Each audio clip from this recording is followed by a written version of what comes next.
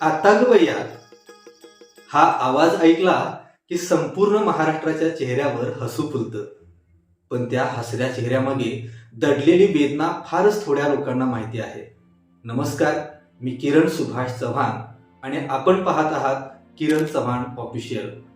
आज आपण जाणून घेणार आहोत मराठी चित्रपट सृष्टीतील एका अशा कलाकाराची कहाणी ज्याला लोकांनी टाळ्या दिल्या पण आयुष्याने मात्र उपेक्षा दिली. हा प्रवास आहे गणपत पाटील या शापित गंधर्वाचा. अंगात मखमली बदाम, त्यावर हाफ जॅकेट, डोक्यावर बुट्टेदार टोपी आणि कमरेवर हात ठेवून ठसक्यात डुलणारा एक अवलिया कलाकार. 20 ऑगस्ट 1920 रोजी कोल्हापूरच्या एका गरीब कुटुंबात जन्मलेल्या गणपत पाटलांचे बालपण अत्यंत हालाकीत गेले. वडिलांच्या निधनानंतर कुटुंबाचा भार पेलण्यासाठी त्यांनी प्रसंगी मोलमजुरी केली, फुले विकली. कोल्हापुरात त्या काळी चालणाऱ्या रामायणाच्या खेळात ते हौसेने सीतेची भूमिका साकारायचे. इथूनच त्यांच्या स्त्रीवेशाचा पाया रचला गेला. पुढे त्यांनी मास्टर विनायकांच्या शालिनी सिनेटोनमध्ये सुतारकाम आणि रंगभूषा सहाय्यक म्हणूनही काम केलं. नटेश्वराचा हा भक्त सुरुवातीला पडद्यामागे राबला. भालजी पेंढारकरांच्या मीठ भाकर चित्रपटातून त्यांना खऱ्या अर्थाने ओळख मिळाली, ते एका रांगड्या खलनायकाच्या भूमिकेतून. पण जयशंकर दानवे यांच्या ऐका हो ऐका या नाटकात त्यांनी नाच्याची आव्हानात्मक भूमिका अशी काही लीलया पेलली की इतिहास घडवला.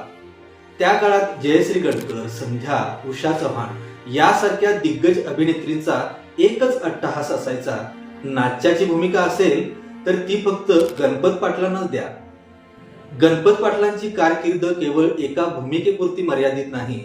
1949च्या मीठ भाकरने त्यांना ओळख तर दिलीच, पण 1951च्या पाटलाचा पोरने त्यांची अभिनयाची चौकट पक्की केली. त्यांनी छत्रपती शिवाजी आणि धन्य ते संताजी धनाजी सारख्या ऐतिहासिक चित्रपटातही आपल्या अभिनयाची चुणूक दाखवली. पण खऱ्या अर्थाने प्रेक्षकांच्या काळजाचा ठोका चुकला तो तमाशा प्रधान चित्रपटामुळे. एक गाव 12 भानगडीमधील त्यांची भूमिका लोकप्रियतेचे सर्व विक्रम मोडून गेली. दादा कोंडकेंचा सोंगाड्या असो वा डॉक्टर श्रीराम लागूंचा अजरामर चित्रपट पिंजरा असो, गणपत पाटलांचा नाच्या या भूमिकेशिवाय हे चित्रपट अपूर्णच वाटतात.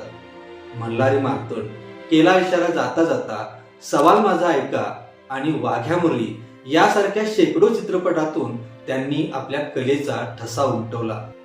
पण हीच लोकप्रियता त्यांच्या वैयक्तिक आयुष्यासाठी शाप ठरली. पडद्यावरचा तो नाच्या लोकांच्या मनात इतका भिनला की समाजाने खऱ्या आयुष्यातल्या गणपत पाटलांनाही त्याच नजरेनं पाहिलं. ज्या भूमिकेने मान दिला त्याच भूमिकेने त्यांना प्रचंड अपमानही दिला. गणपत पाटील ही जणू तृतीयपंथीयांसाठी संज्ञा झाली.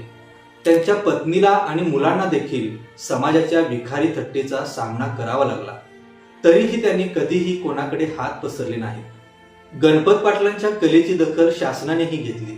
त्यांना महाराष्ट्र राज्य शासनाचा चित्रभूषण पुरस्कार आणि 2005 मध्ये झी जीवनगौरव पुरस्काराने त्यांना गौरवण्यात आलं.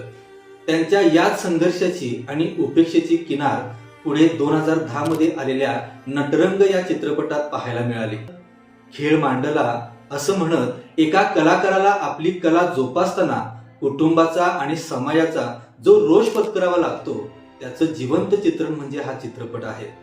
नटरंग चित्रपटाने खऱ्या अर्थाने गणपत पाटलांच्या त्या शापित भूमिकेचं पांग फेडलं आणि त्यांच्या वेदना जगासमोर आणल्या. पण दुर्दैवाने हा चित्रपट पाहण्यासाठी पाटील आपल्यात नव्हते. पण काळाचा महिमा बघा. ज्या नटवर्याने आपल्या सहज सुंदर अभिनयाने उभ्या महाराष्ट्राला हसवलं, त्याच गणपत पाटलांचा शेवटचा काळ मात्र अत्यंत एकाकीपणात आणि आजारपणात गेला. चित्रपट सृष्टीच्या झगमगाटापासून दूर राहून कोल्हापूरच्या आपल्या घरात हा नटसम्राट उपेक्षेचे चटके सोसत राहिला. त्यांनी आपल्या रंग नटेश्वराचे या आत्मचरित्रात एक विषण्ण वास्तव मांडलं आहे. ते म्हणतात, प्रेक्षकांच्या टाळ्या तर मिळत होत्या पण घराच्या उंबरट्यावर मात्र उपेक्षाच होती. ज्या मराठी चित्रपट सृष्टीला त्यांनी आपला सुवर्णकाळ दिला तिथून त्यांना हवी तशी मदत किंवा साधी विचारपूसही झाली नाही. वृद्धापकाळ आणि प्रकृतीच्या तक्रारीमुळे कोल्हापुरातील एका खासगी रुग्णालयात उपचार सुरू असताना अखेर 23 मार्च 2008 रोजी वयाच्या 88व्या वर्षी या नटेश्वराच्या निस्सीम भक्ताने जगाचा निरोप घेतला. त्यांच्या निधनाने तमाशाप्रधान युगाचा एक महत्वाचा दुवा कायमचा निखळला. त्यांच्या अंत्यसंस्काराला रसिक आणि कलाकारांनी मोठी गर्दी केली खरी, पण एका महान कलाकाराची जी आबाळ झाली ती आजही प्रत्येकाच्या मनाला चटका लावून जाते. आत्ता ग बया म्हणणारा तो आवाज आज जरी शांत झाला असला तरी त्यांनी मागे सोडलेला अभिनयाचा वारसा आजही मराठी मनावर अधिराज्य गाजवत आहे. अशा या थोर उपेक्षित कलाकाराला किरण चव्हाण ऑफिशियल तर्फे मानाचा मुजरा. धन्यवाद.